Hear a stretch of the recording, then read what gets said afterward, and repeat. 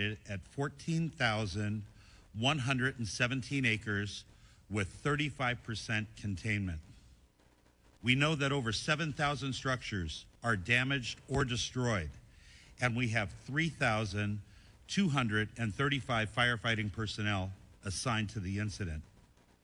30% of our damage inspections for the Eaton fire have been completed.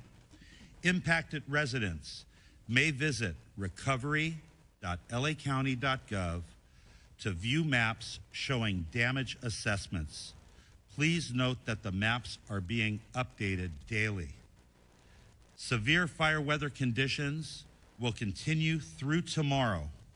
The worst winds are predicted today for the late afternoon and into Wednesday. Please be assured that the Los Angeles County region is prepared. The anticipated winds, combined with low humidities and low fuel moistures, will keep the fire threat in the LA region critical. I ask all Los Angeles County residents in wildfire-prone areas to understand that the necessary public safety power shutoffs are going to prevent our next fire from starting if we have down power lines. I know that this is a challenge, but it is necessary for our collective safety. I ask that our unhoused neighbors not have warming fires. Anybody who's a person experiencing homelessness should be seeking shelter through the County of Los Angeles or the City of Los Angeles. Additionally, we have checked the water system in the Eaton fire area, and it is operational, meaning that we have water and we have pressure. Repopulation will not occur until all areas are safe, period. Resources are available for residents impacted by wildfire at lacounty.gov/emergency. And I'm happy to report that the LA County CL-415 Super Scooper that was damaged by the drone will be available for response starting at 11 a.m. today. Lastly, I ask all residents in the fire danger areas to develop your own wildfire preparedness plan. Go to fire.lacounty.gov/RSG for Ready, Set, Go, and get set to leave early if you receive an evacuation warning or order. And please double check to make sure that your cellular device does not have your emergency alerts silenced. I would now like to introduce Jerry Magana, Deputy IC, CAL FIRE, Incident Management Team 2.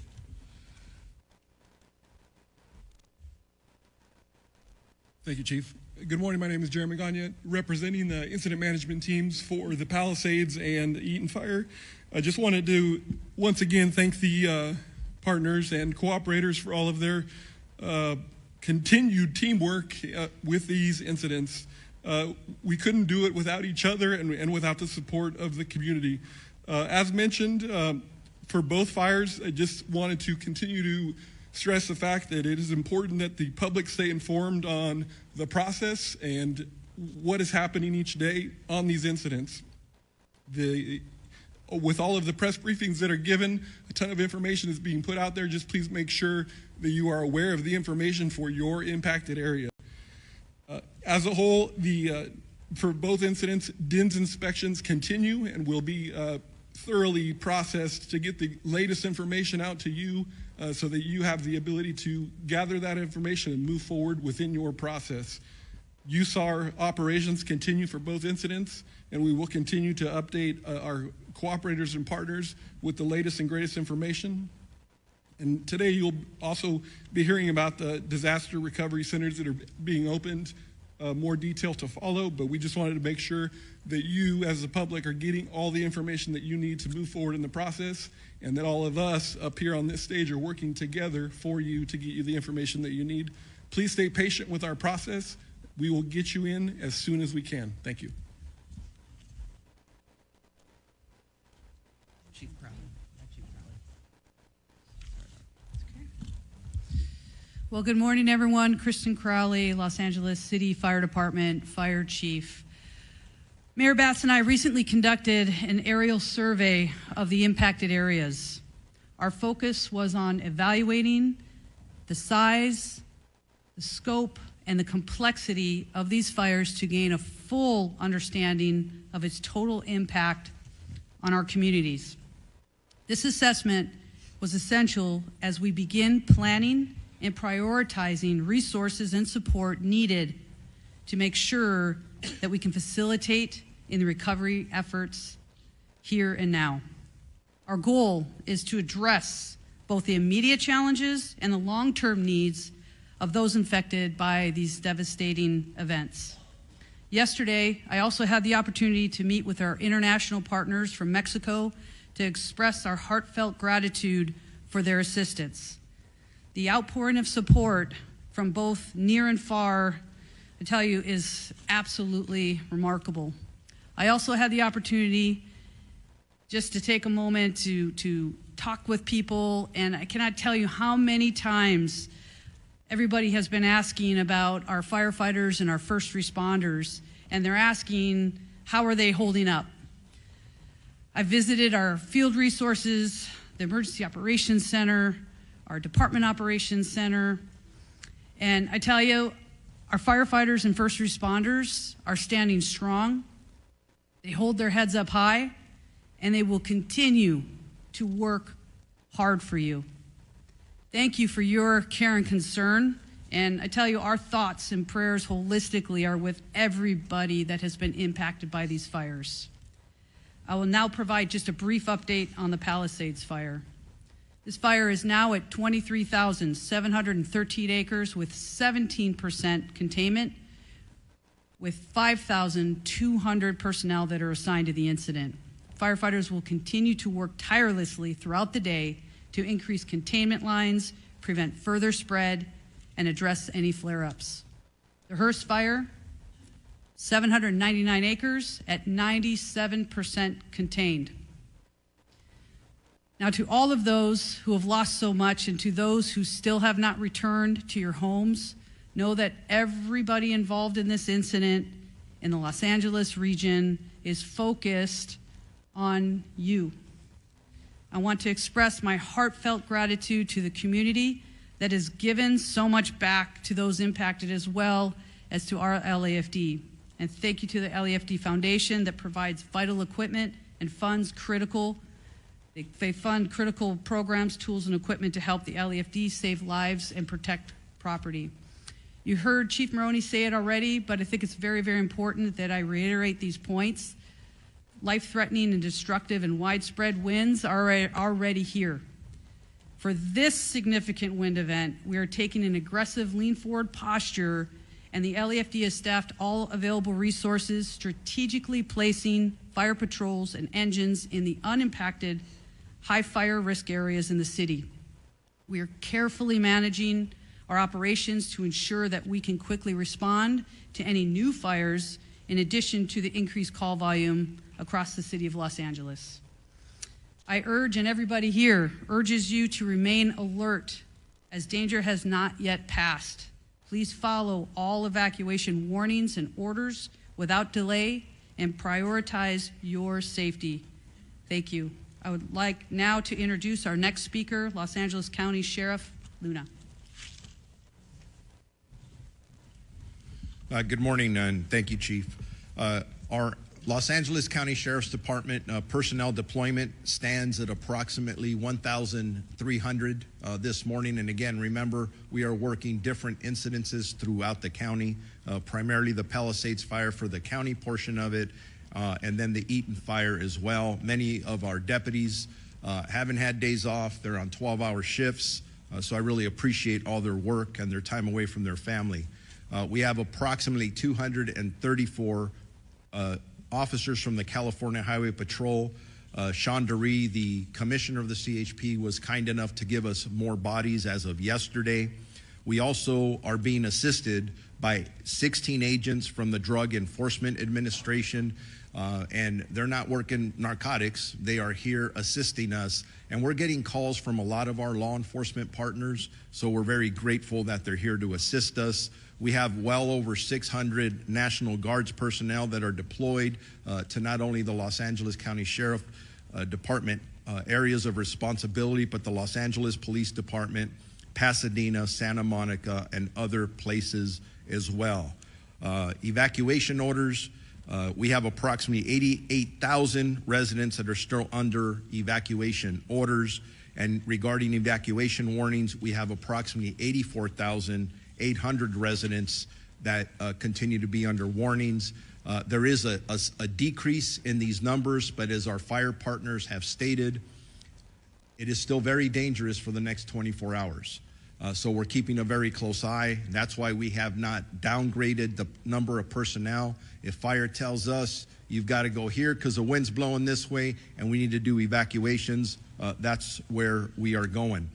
I just want to remind everybody that the last time we had to evacuate people under an order, our deputies very heroically saved many people's lives, and they had to rescue people, and a lot of the people that were rescuing who waited till the last minute to leave the order or the evacuation order, many of them had significant burns on them.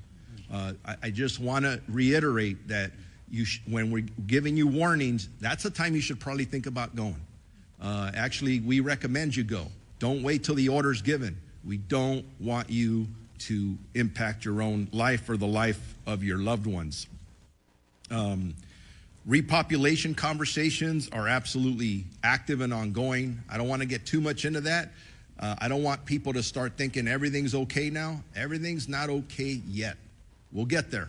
We'll get there together. But again, the wind's blowing and it's going to continue to blow. Curfew is still in effect. It was in effect last night. It's going to be in effect tonight again, starting at 6 p.m. all the way to 6 a.m. This is for the impacted evacuation order areas. If you do not live there, have any business there, say this every day, don't go. Why am I repeating it? Because we continue to make arrests for this violation. I don't want to make more arrests, so please stay away from there. We understand that our residents want to go back to their homes, but this is a disaster area. Chief Maroney mentioned it. As soon as it is rendered safe, we will try and prioritize getting you back home. We understand that is important. Regarding arrest, we had a few more arrests overnight. Our total, when I give totals, this is for the LA County Sheriff's Department area only. It doesn't count LAPD, Pasadena, and other agencies. We are up to 39. That's 33 in the Eaton Fire area and 6 in the Palisades area. Eaton, we have 9 curfew arrests and 2 for drone incidences. Please do not fly drones in these impacted areas. And 11 were for burglary in that Eaton area. For Palisades, we have 6 arrests, 3 for curfew, and 3 for burglary. Last night's total arrest, 1 arrest for curfew violation and carrying a loaded weapon. Again, I'm repeating this, and it keeps on happening. If you are carrying narcotics and a gun, you shouldn't do it anyways. You shouldn't absolutely go into these evacuation order areas where there's a curfew with those items, because you are likely going to get arrested by our deputies. They're being very proactive, and you're going to get arrested.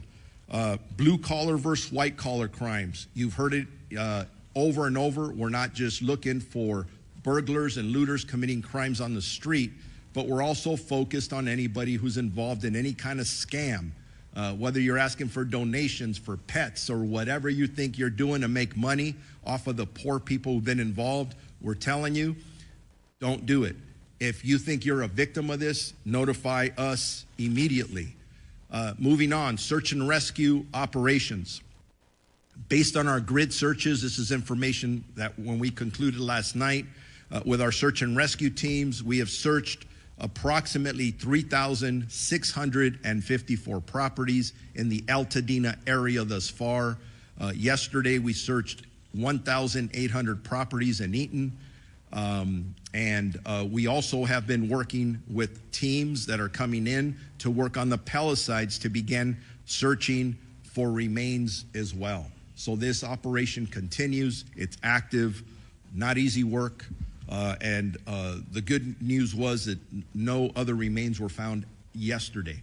Hopefully that happens again today. We don't want the death toll to continue to go up. So the death toll stands at 21 for the sheriff's areas. Does not include LAPD or Pasadena. That is a total of 16 in Eaton and 5 in the Palisades. We are actively working 24 missing person cases, 18 in the Eaton area, 6 in the Malibu area, all adults. As I conclude, to get any updated information, lacounty.gov for emergencies. That is updating on evacuation orders, evacuation warnings, road closures, and for all of our community members who desperately want to get back into their houses, as we back off of orders into warnings, look at that website. That'll give you the most updated information. And donations, Emergency Network Los Angeles. I continue to be absolutely amazed with our community. All the positives, they want to donate, they want to help. That's where you go. Thank you very much. And I'm introducing the Los Angeles Police Chief, Jim McDonald. Oh, before you come up, just one quick thing, because I'm being asked this question. If a lot of you are concerned seeing police cars up and down our freeways and their lights and siren on, don't let that alarm you. Whether it's sheriff cars, LAPD cars, CHP cars, we're responding in tandem as they're being requested by the incident commanders to respond to several different locations. Those are your tax dollars at work. Our men and women working their butts off. They're getting to one place to another as quickly and as safely as possible. Now Jim McDonald's coming up. Well, good morning. I just want to let everyone know that as we enter into another period of dangerously high winds, we remain deployed and ready to assist with any additional evacuations should that need arise. While peak winds are not expected to be as strong as last week's wind event, they still pose a tremendous threat. And if you're asked to evacuate, please listen to all evacuation orders, as they are meant as a life-saving measure. As has been the case over the last few days, LAPD is focused on maintaining your safety and the safety of your properties as we move forward. As far as deployment goes, LAPD officers are still performing increased patrols in the areas impacted by the fires, and we ask for your continued cooperation, especially with our officers who deployed at various checkpoints throughout the evacuation zones. We understand the frustration and your desire to see your homes firsthand, but until CAL FIRE tells us that the impacted areas are safe for repopulation, we can't allow you to return. For the upcoming 24-hour period, LAPD will continue to deploy approximately 750 officers to the impacted areas with support from the Los Angeles Airport Police, Port Police, and the National Guard. They have 200 soldiers assigned to the Palisades event, and we're certainly grateful for their support. We're supporting the fire area with these badly needed resources while continuing to respond to calls throughout the city. I'd like to thank our LAPD officers and everybody who's represented by those who are standing here today, who are working on overtime away from their homes and families, going the extra mile to keep Los Angeles safe. On the missing persons front, we're still actively investigating all reports of missing persons and have dedicated resources to these efforts. As of this morning, we have 34 people reported missing. 21 of them have been found safe. Of the 13 remaining, 2 have most likely been found deceased but have yet to be positively identified. 11 remain unaccounted for. In total, 3 fatalities that are fire-related. 1 fatality died at a hospital but was not reported missing. On the arrest front, we've made 14 arrests.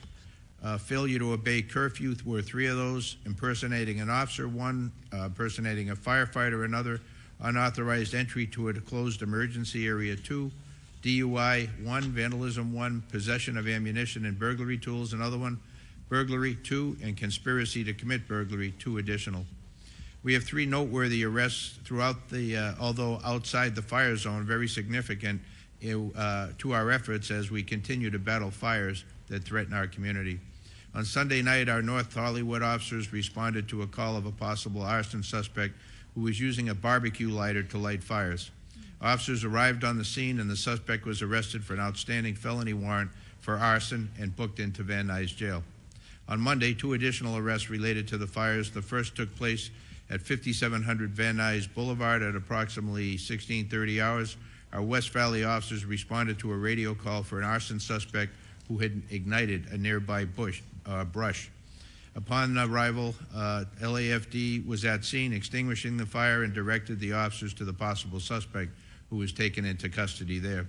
The suspect was booked for arson, again at Van Nuys Jail. Our second arrest took place at 11820 San Vicente Boulevard in West LA area. Officers responded to a radio call of an arson suspect at the location who had ignited a nearby trash can, which was extinguished by the LA City Fire Department. Citizens directed the officers to the suspect location, where he was then taken into custody without incident. Video from local businesses showed footage of the suspect starting fires in that area. He was booked into our jail for arson. On looting front, excuse me, looting is not just a crime against property, it also takes away any sense of security from evacuated residents, and certainly it's not being tolerated at all.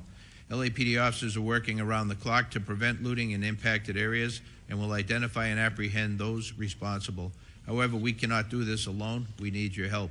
And as you heard from the accounts I gave you, it was residents of our city and county who have stepped forward, made observations of people lighting fires, called the police, we responded, and were able to take them off the street. So thank you for those who have been involved in that, and I ask for your vigilance as we move forward. We're asking all members of our community to join us in this effort by reviewing your personal security footage, whether from Ring cameras, home security systems, or any other recording devices. Even seemingly small details can make a big difference in our ongoing investigations. If you notice anything suspicious or potentially connected to these incidents, please report it to us immediately, and you can do so anonymously through Crime Stoppers by calling the LA Crime Stoppers at 800-222-TIPS or by visiting lacrimestoppers.org. You can also provide information regarding the Palisades fire by submitting tips by texting ATFLA to 63975 and then follow the link to be able to create a report. Our collective safety depends on the partnership between police and our community. Together we can ensure that those responsible for these crimes are brought to justice and that our neighborhoods remain safe. Sheriff Luna talked about the curfew. Likewise in the city, the curfew order will remain in place tonight from 6 p.m. to 6 a.m. And unless you're public safety personnel or disaster workers, you have no business being at these locations. And if you are in those areas, you are subject to arrest. As I've mentioned, we've already made a number of arrests for individuals who are not listening to these orders, and we want to be very clear about that we will find you if you're out there and you will be arrested. Please allow our teams to focus on the recovery efforts. Enforcing a curfew helps us identify individuals who have no businesses in these areas and also protects public safety personnel who are operating in darkness and often very, very difficult conditions. In closing, I want to reiterate that our department is committed to the recovery efforts, and for however long that will take, we will continue to work alongside our other partners to make sure that our community has the resources that you need to recover and ultimately rebuild. Thank you for your patience and cooperation during this difficult time. Now I'd like to introduce LA County Public Health Chief Deputy Director, Dr. Anish Mahajan. Doctor.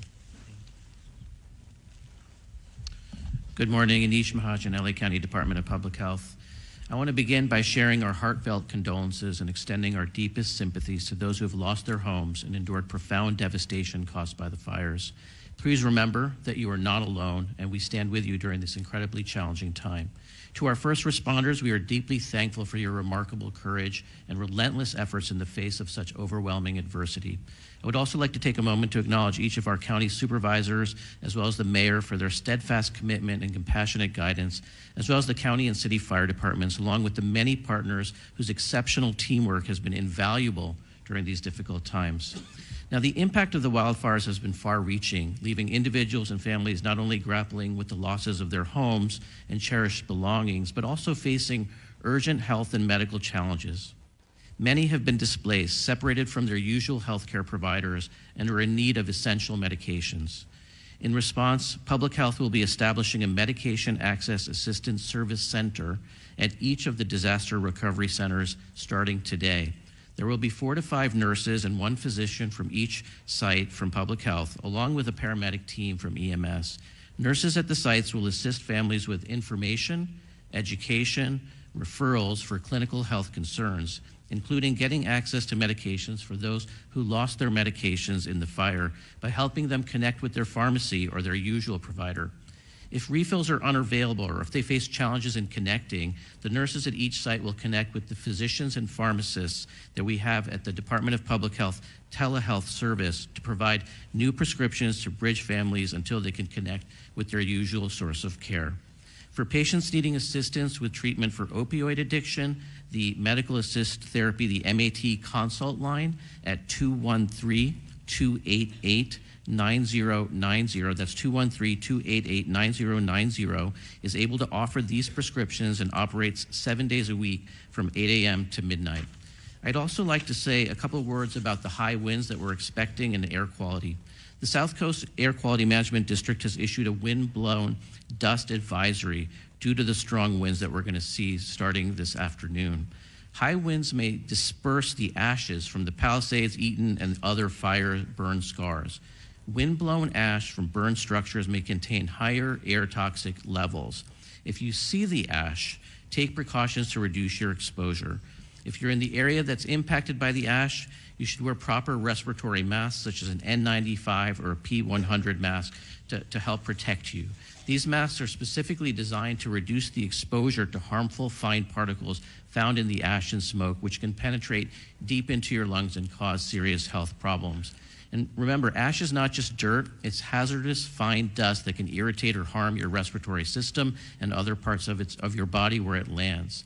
Also note that cloth masks, medical masks like the regular blue ones, bandanas, they do not provide adequate protection against ash and fine particles. They're not designed to filter out these hazardous materials. You really need to wear an N95 or a P100 if you're seeing the ash in your area to protect yourself. In closing, I want to once again express our deepest gratitude to the first responders who've shown incredible bravery and dedication during this crisis. Their tireless efforts are nothing short of heroic, and we're deeply thankful for their service.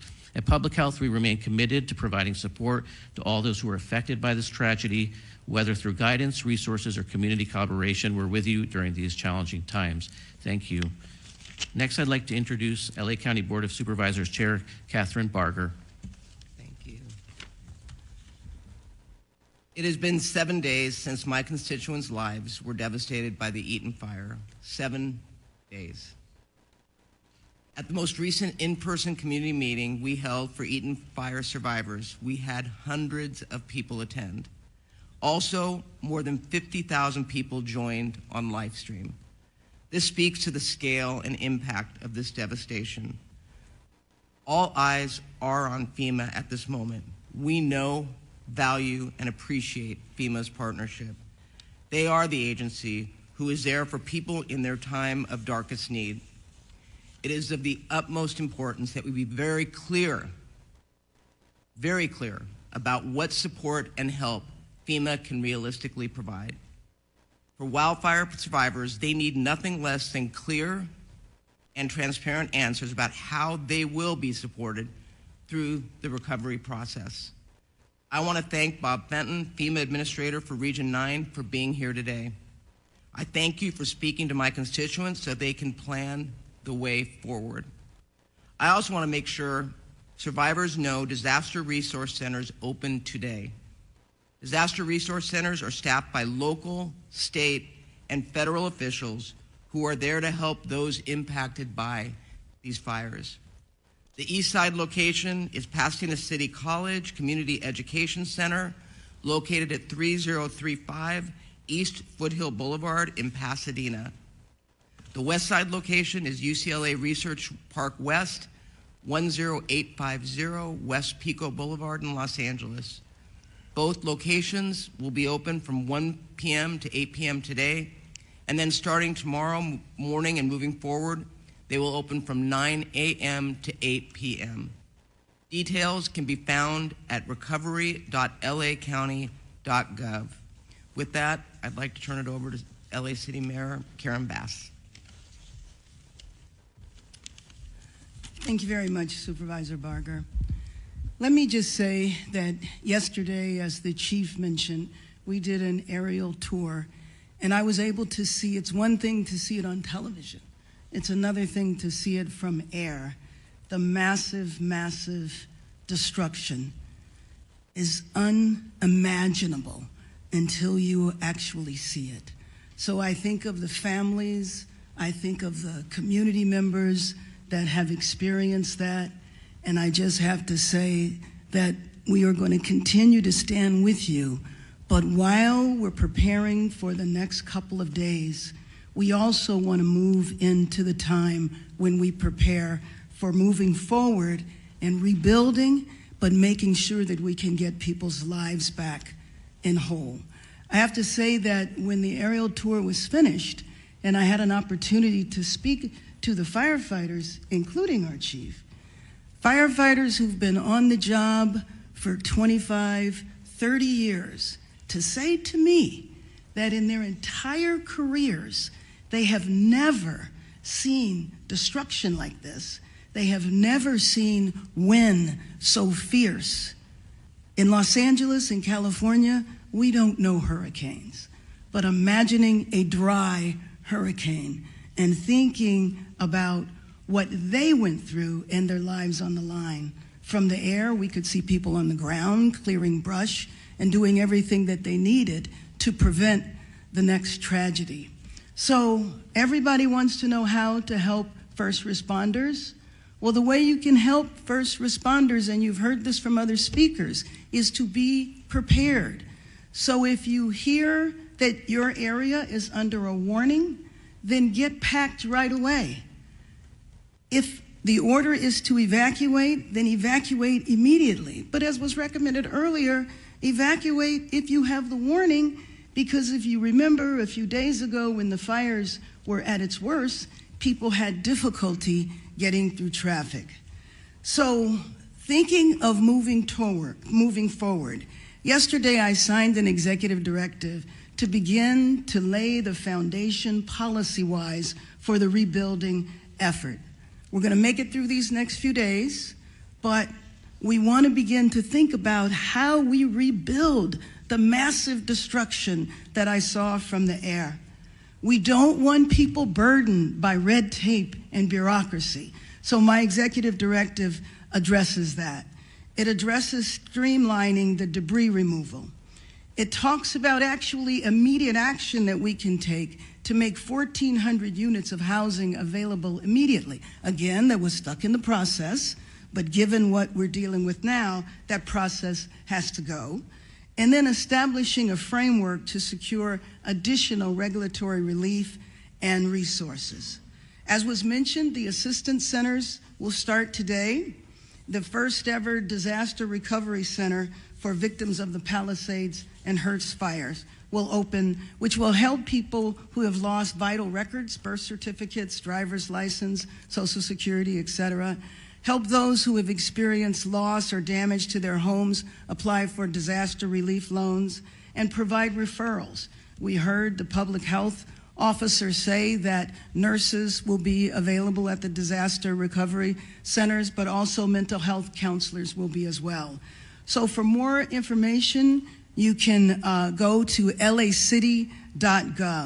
So the center opens at 1 p.m. this afternoon at the UCLA Research Park, and starting tomorrow will be open from 9 a.m. until 8 p.m., 7 days a week. And that's a commitment that every single day we will be addressing people putting their lives back together. So I want to thank UCLA Chancellor Julio Frank. I want to thank Gary Michelson. The South Coast Air Quality Management District is recommending that Angelenos wear the well-fitting medical grade mask while outside. The city of Los Angeles has distributed hundreds of N95 masks throughout Los Angeles in public libraries, recreation centers, and senior centers, and local nonprofits, and we encourage families to pick up their masks today. And finally, I want to acknowledge the thousands of Angelenos who have come together all across the city to help. I'm sure you've seen on the nightly news, hundreds, thousands of people just showing up with providing resources and supplies for victims. But I also want to thank Disney, Netflix, the Wasserman Foundation, Hilton Foundation, Annenberg, SNAP, and so many others for donating millions of dollars to relief efforts. The California Community Foundation's effort has resulted in $14 million and over 20,000 donors. LA, we stand together. We will do what we need to do to be safe over the next couple of days, and then we rebuild. We will rebuild Los Angeles and make Los Angeles the world-class city that we are. And with that, let me introduce Supervisor Lindsay Horvath.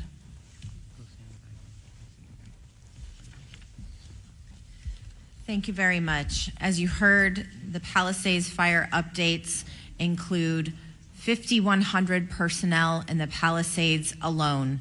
We are giving this fire everything we've got. This is a particularly dangerous situation from now through tomorrow.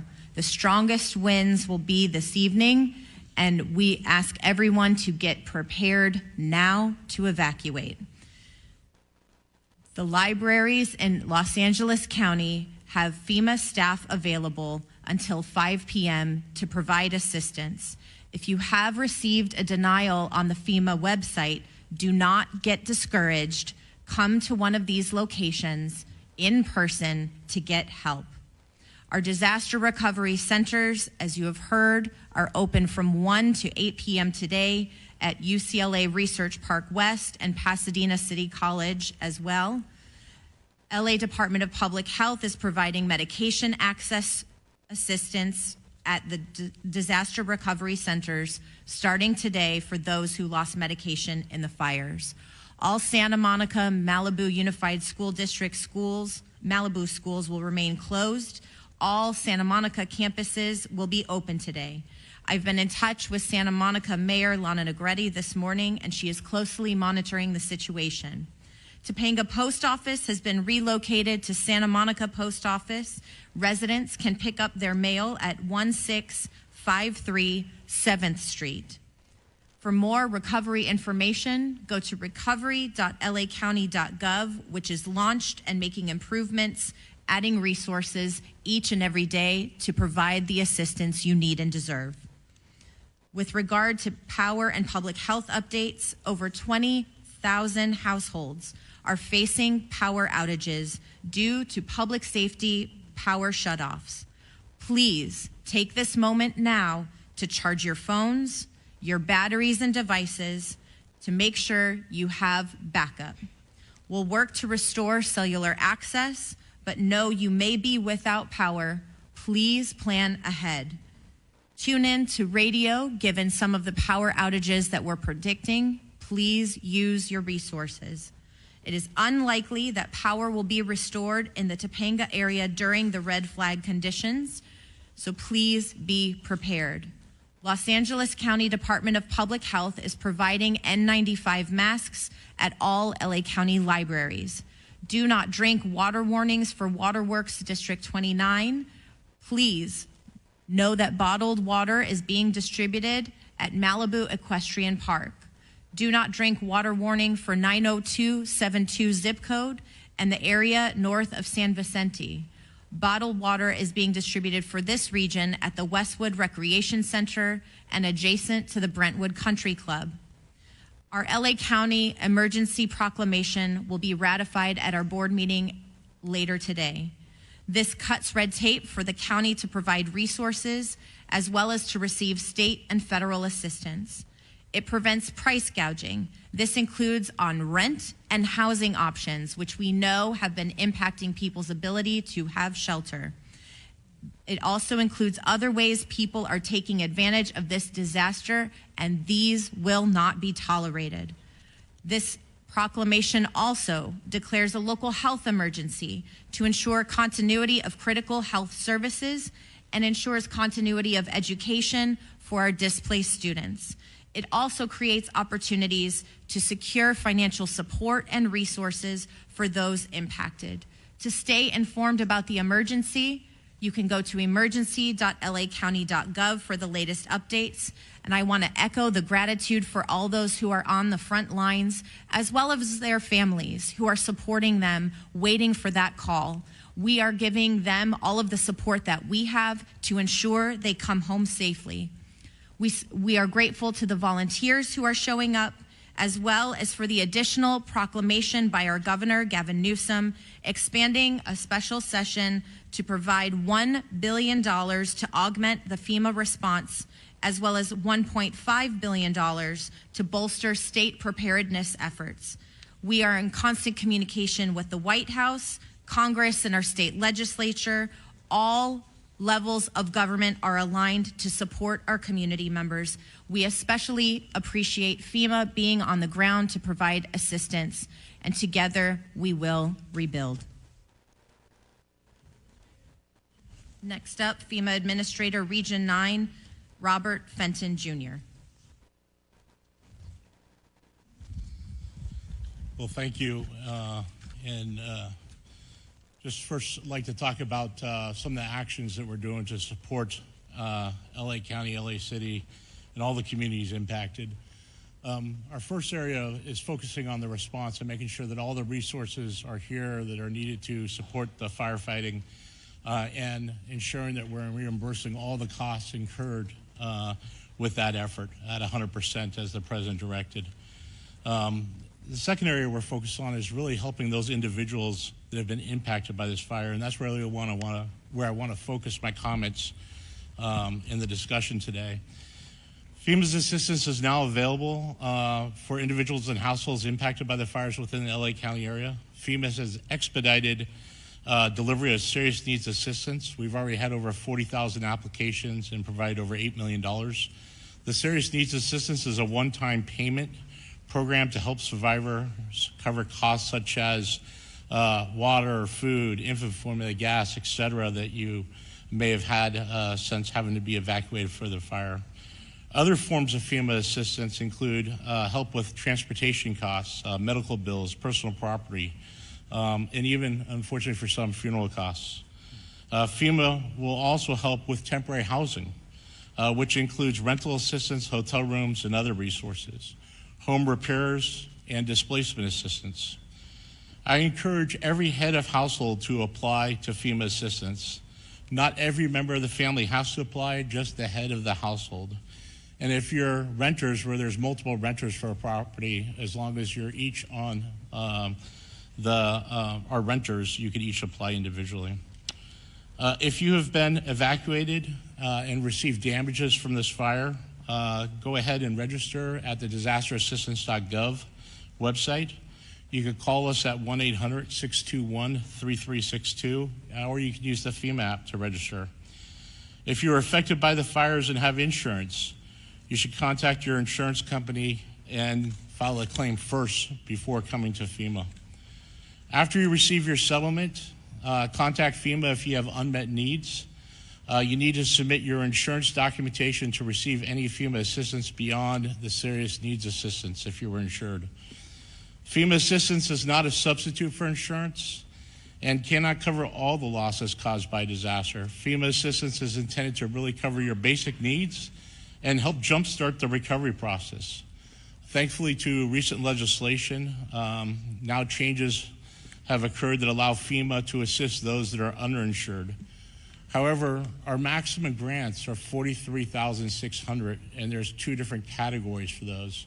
So that is the maximum assistance we can provide. There's other federal agencies, such as SBA, that could do low-interest loans, and there'll be other forms of assistance to help with some of those unmet needs. We have FEMA staff at various sites across the community to help you apply for FEMA assistance. and are embedded in the first 2 local disaster recovery centers opening today at 1 p.m.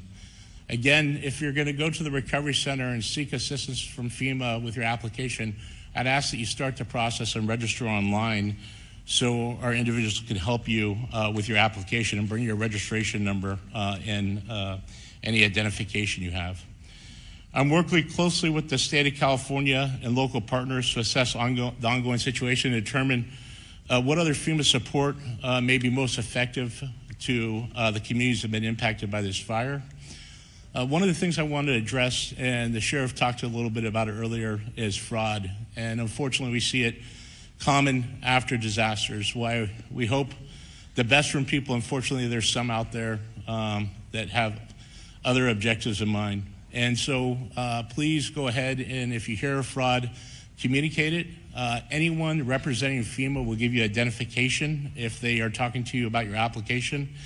And we recently launched a rumor webpage on our disasterassistance.gov webpage, and you could go into it and just search common rumors. And there's a list of rumors that are out there right now. I just want to address a couple of those. One of them is that we will provide vouchers to help you with housing. All the assistance we provide is financial assistance, and it'll be directly deposited into your account. So we don't provide vouchers. There may be other organizations, nonprofits, that may provide some type of voucher, but we don't at FEMA. Another rumor was that we will cover 100% of the uninsured costs. Again, we provide up to 2 grants at $43,600 is the maximum assistance we can provide. The state, if you receive a max grant, adds $10,000 to that. There's other federal agencies that can provide assistance above that, but we will only help those that are underinsured, and we can't duplicate benefits from those that are insured. The 100% in the President's declaration was specific to emergency costs for fighting the fire and for the debris removal, which we'll be focusing on in the days ahead, as the mayor outlined in some of her executive orders. And then everyone needs to go ahead and submit an application in order to receive assistance, and needs to make sure they have a registration number, and if you need help, should go to those recovery centers. Lastly, we continue to financially support all the costs associated with the response to the fires, and we have every federal agency here with us available to support any needs that the state, the county, or the local communities affected in the city have. With that, that concludes my comments. Thank you.